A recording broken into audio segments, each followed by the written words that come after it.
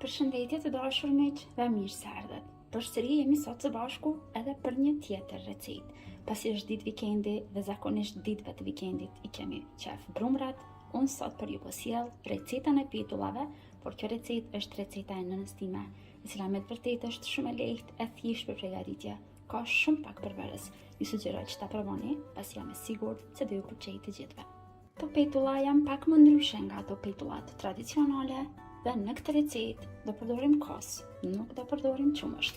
Në total unë po shtoj një gotë 200 ml shame kos, mund të shtoni edhe jogurt, vetëm sigurohuni që mos jetë direkt nga frigoriferi, pra kosi mos jetë i ftoftë. Menjëherë tani te kosi vazhdojmë që shtojmë ujë, njëjtë edhe ujë, 200 ml, por këtë radhë uji duhet që të jetë i vakët. Mos jetë i nxehtë, por i vakët. Dhe përzijem pak që të bëhet bashk kosi me ujin dhe masa mbrenda mos të mbetet vende më e ftoftë dhe vende më nxehtë. Vazhdojmë tani mbrenda te brumi, shtojmë vetëm një vezë të plotë. Shtojmë një lugë çaji sheqer. Përzijem edhe një herë.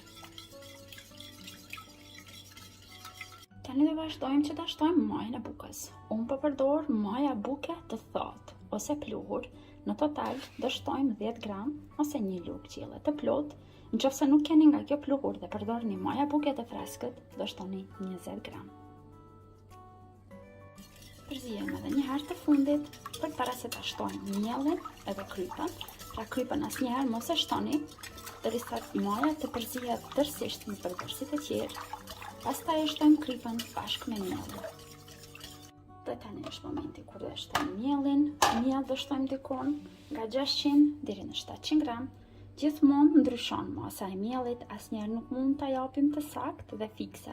Ndryshon nga marka e miellit që po e përdorim, po ashtu ndryshon edhe nga madhësia e vezës. Kemi shtuar vetëm gjysën e miellit, tani këtu shtojmë një lugë gjysë kafeje me kryp. Do shtoj edhe pak miell.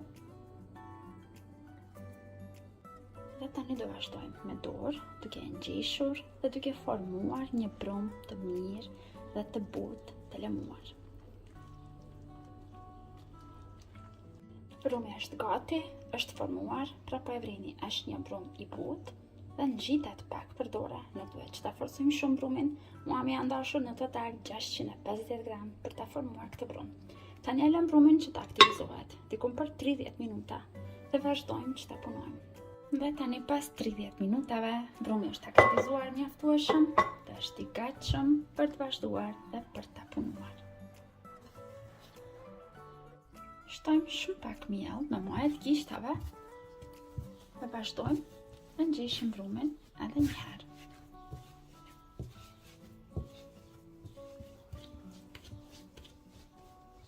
Që mos na mbesin të trasha petullat, do vazhdojmë tani brumin ta qelim pak me ujë të shkupit.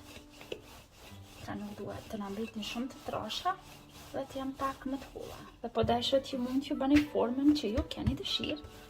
Unë do e bëj në formë katrore.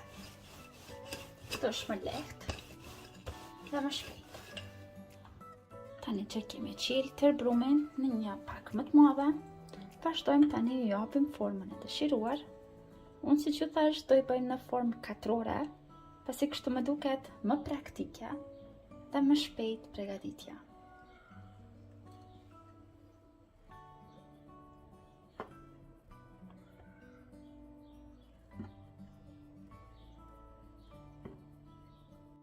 Tani pak do i largojmë më larg njëra tjetrës, pasi do i lëm që të pushojmë kështu për 5 minuta, nuk do i lëm shumë.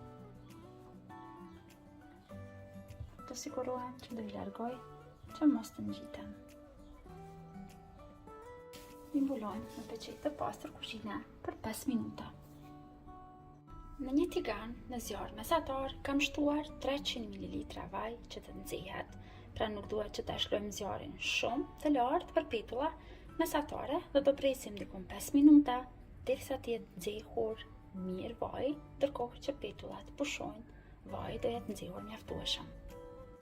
Sigurohemi që vaji është nxjerrë mjaftueshëm, duke e kontrolluar kështu nga lart. Nëse na e nxit dorën, do të thotë se është mjaftueshëm i nxehtë për të vazhduar dhe për t'i fërguar pejtullat.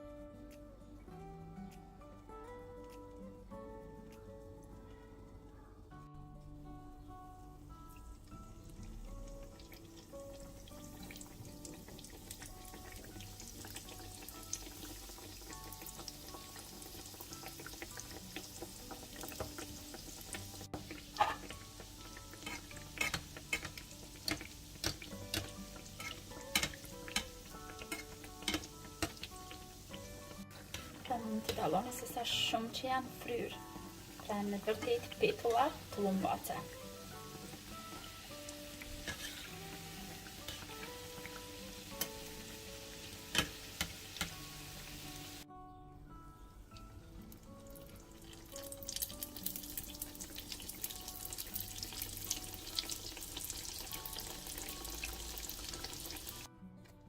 Petullat tani janë gati. Të demonstroj një se si kanë dalë edhe nga brenda.